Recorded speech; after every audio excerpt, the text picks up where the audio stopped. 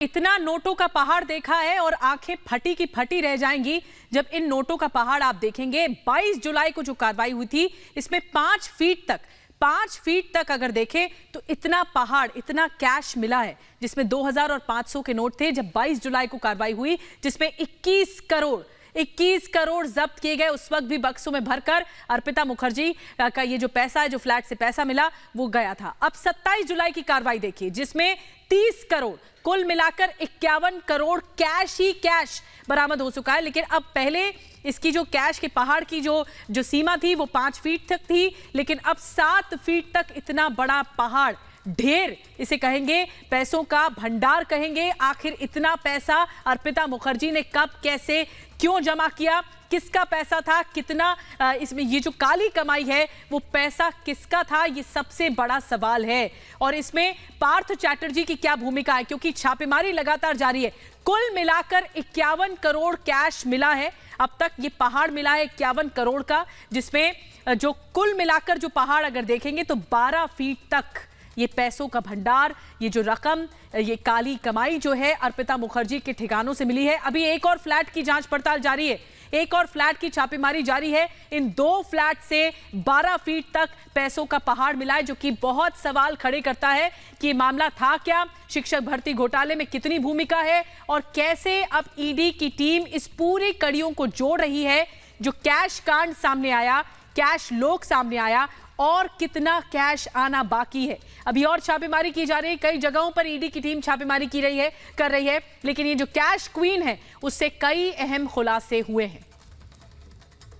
तो 2-2000 के बंडल अभी तक 22 जुलाई को भी आप देखिए 2-2000 के नोटों का पहाड़ बरामद हुआ था। और उसके बाद जब 27 जुलाई को दूसरा घर यानी बेलघरिया नॉर्थ 24 परगना में ये ठिकाना अर्पिता मुखर्जी का, जहां पर छापेमारी की गई, तो यहां पर भी 2-2000 के नोटों की गड्डियां सोचिए कहां से आई और क्यों छुपा कर रखा गया था, और कितने दिन से ये नोटों का पहाड़ यूं ही छुपा कर रखा गया था। क्या सिर्फ 2 ही फ्लैट या फिर आगे भी जो फ्लैट्स हैं, जो ठिकाने हैं, वहां से भी कैश बरामद हो सकता है? बड़ा सवाल यही है।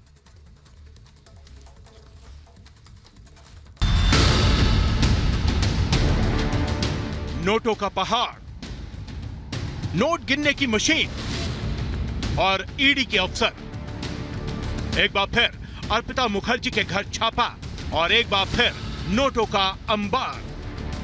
पश्चिम बंगाल कैश कांड या फिर सीधा कहे तो पार्थ चटर्जी की काली कमाई का खजाना। ईडी के अधिकारियों ने बुधवार को पार्थ की करीबी अर्पिता मुखर्जी के दूसरे फ्लैट पर छापा मारा। यहां भी ईडी के अफसरों को नोटों का पहाड़ मिला है। अर्पिता के घर से बरामद कैश को गिनने के लिए 3 मशीनें लगाई गई हैं।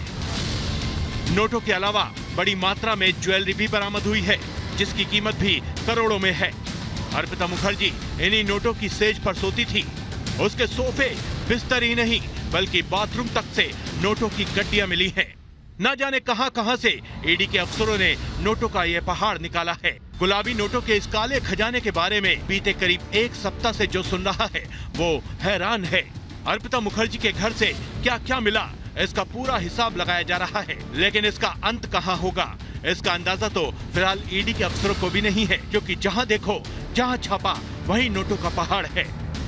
अभी तक अर्पिता के घर से जो काला खजाना मिला है उसके बारे में दावा किया जा रहा है कि वो पार्थ चटर्जी की काली कमाई है, जो उन्होंने बंगाल के शिक्षा मंत्री के तौर पर किया। क्योंकि अर्पिता पार्थ चटर्जी की कितनी खसमखास थी ये अब जग जाहिर है।